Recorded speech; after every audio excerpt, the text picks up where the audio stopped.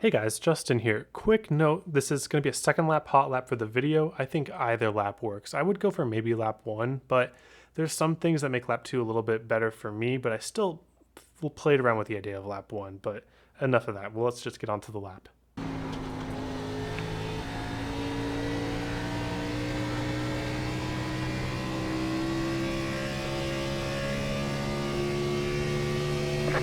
.786.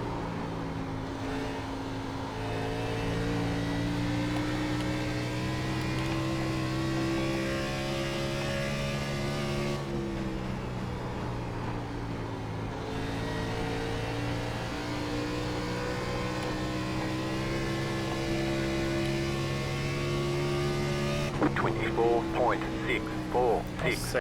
All right, let's take a look at that. So this ended up being my second lap, but I think that first lap can work. It definitely feels like there's a little less grip at the beginning of the second lap than of the first lap, but I think it can really go either way. I think I can get this lap either lap here. So let's get into it. So I kind of bailed on my first lap, which allowed me to set up for the second. So what I did here, very standard, stay at the top, and then about at the apex, you turn down and make a straight line of the exit. I feel like a broken record saying that every single video, but that's really all there is to it. So I turn down the hill when I can start to see the exit. I don't get all the way down because it's Rockingham. There's a lot of bumps, but I just carried as much speed as possible. So we got just good speed coming to the line. And so 1 and 2, I messed around with some different lines. At first, I thought that it was kind of like trucks where I could take the middle line, but I came to the conclusion that the best line is just on the bottom, but it's very hard. So I diamond the bottom instead of just staying at the bottom. So my braking point is a little earlier than you might expect for a hot lap. It's all the way back here is where I start, because I really need to hit this yellow line. There's a lot of time to be gained by being right on the bottom for the lap. And so I actually lost a lot of time here, but I was able to gain some of it back. But you see that this wasn't an ideal 1 and 2. I kind of missed it. But I will tell you that this isn't my favorite line. So I took the middle line here, which shows that it's viable. And if this is comfortable for you, go for it for sure. But I ran, so let's see, that was 200ths off, and then I was extra 400ths on my optimal. So I ran 600ths faster by taking this bottom line pretty much all the way around. And the first step is, again, to brake early to hit that bottom. But even if you're going to hit the middle, you still have to brake early, or else you're going to have to bog your car way down, maybe slide up way too much. So while I take the middle here, my opinion of the optimal line is actually bottom, diamond up, come back down. And then the smaller that you can make the little hump on the diamond, the faster your lap time will be, but the harder corner exit will be. So you'll be looser on exit the less you diamond the corner. Now, taking the second lane is a little more comfortable, but it's a little slower in my opinion.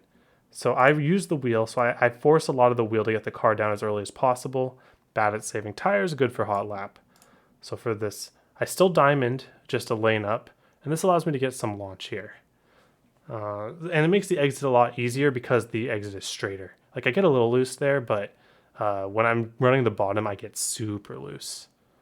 So it, all in all, wasn't the worst, but it just shows that it's a little bit off from the bottom. But this probably will end up being the more comfortable line for people, which is why I'm showing this lap. 3 and 4, though, is really good, and this is pretty much the only line you can take. Again, earlier brake than you think. The earlier you brake, the earlier on the throttle, and that helps out a lot. I like to be close to the bottom, but not quite on the bottom, because the shape of this corner is kind of weird. You can't really wrap the yellow and be able to drive straight off. You have to get a little bit of an arc at some point. Okay. So we get the little bit of the arc. We want the car to turn down. So I'm entering about 1/2 to full lane up. And then I'm waiting on the brake as the car turns down the hill. And then I get pretty much full on the gas. Full on the gas, drive the car to the yellow, and everything else will work itself out. So I was able to get a really good launch off this corner just because of how my timings worked. The closer you are to timing the throttle with your car moving down the hill, the faster your lap will be. But if you time it before the car's momentum shifts down the hill, then you get tight and you slide up to the wall and your lap is over. So it's about how much do you want to risk your timing. So I timed this pretty darn well, got the perfect launch while still driving it down to the yellow line, and that allowed me to carry speed. And this might be the second lap. For some reason, turns 1 and 2 were easier for me on the first lap, and turns 3 and 4 were easier for me on the second lap. I don't know if it quite works like that, but I think that the laps are similar enough. So we'll take a look at this one more time. So aim somewhere between the yellow and half a lane, 1 lane up, then get the car to turn back down to the yellow, time the throttle as early as possible while still getting that momentum shift, and just drive it off the corner. Nothing too difficult about corner exit there. All right, we got a good long run in, so let's take a look at it. All right, so we did a 31 lap run here, and we ended up on 82, 83 on the right side, so that means that she was driving pretty good, pretty balanced. So I had a kind of a cliff fall off around lap 20, but up until lap 18, 19, I was really running pretty consistent lap times. I started off about 2 or 3 tenths lower than my qualifying time, just because in these cars, especially at tracks like this, you just got to save for as long as possible. So I'll show you here how my line kind of worked. So at the beginning of the run, I'm really liking the bottom, and if you watch the C-Fix guide too, I really make a big point about not turning the wheel in the middle of the corner at all. So once you get to that point where you enter the corner, any more that you turn the wheel is tire wear. Oh, it looks like I hit the apron there. We're gonna disregard that. So I turn into the corner, and once I'm in the corner, I really don't want to turn the wheel anymore. And I kind of just take the line that it gives me. Now, the later we get in the run, the more wheel that arc, that diamond is going to require. So I'm really making sure that I'm minimizing my steering inputs and trying to keep the car balanced, because the more that you really turn the wheel mid-corner, add additional steering inputs, the more you are just going to put wear on the right front, and that wear is going to snowball. So you notice in 1 and 2 I was going for diamonds, and in 3 and 4 I am going for more a diamond if I have to, but more of a shallow diamond if anything. I don't really need the car to slide that much in 3 and 4. It'll turn on its own. And it's pretty easy to tell because you just hold your wheel at a certain point once you enter the corner, and your car goes where it needs to go. So you see here that I held it on the bottom pretty much throughout 1 and 2. And that's how I did that lap. And it's really just about how you enter the corner and what your car is telling you it wants to do. So I'm really entering the corner super early, because the harder that you enter the corner, the more you're going to have to turn your wheel mid-corner. So I'm getting on the brakes really early, just trying to make that bottom and then getting that diamond without turning the wheel too much. And that ultimately is how I'm wearing my tires very evenly. Okay, let's go to mid-run here.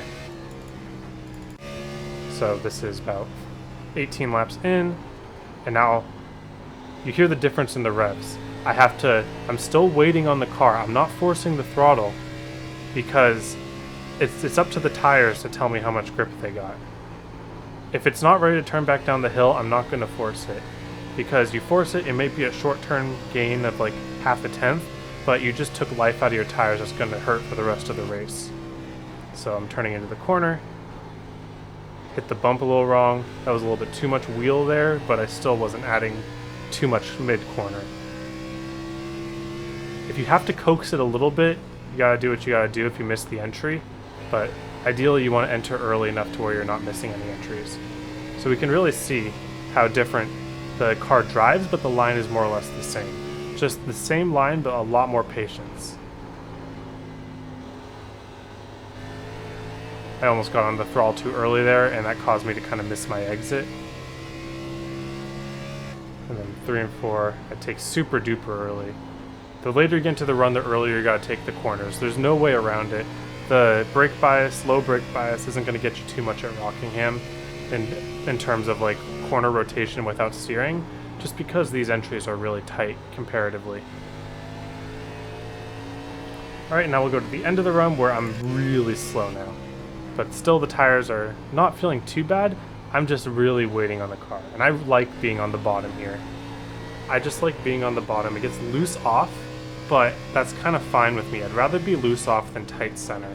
That's my driving style that I prefer. But now I'm just kind of crawling the bottom. The more you push, the more it's going to hurt you at the end of the run, even on lap 30. So we're coming to the last couple laps here. You see, I add a tiny bit of steering, but not enough to where it forces the car back down the hill. Just enough.